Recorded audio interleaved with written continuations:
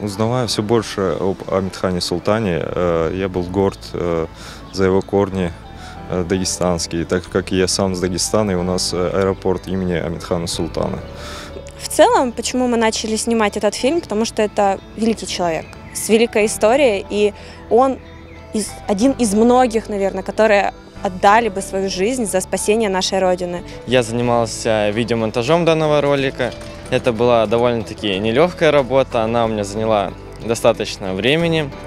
Мы после пар оставались с научным руководителем. Она предлагала много идей, у нас был большой объем материала, и который было достаточно сложно вместить в 5-минутные рамки.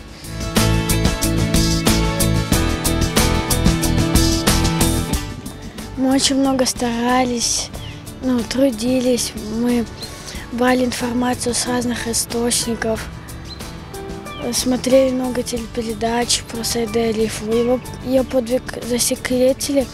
Она спасла 88 еврейских детей от фашистов.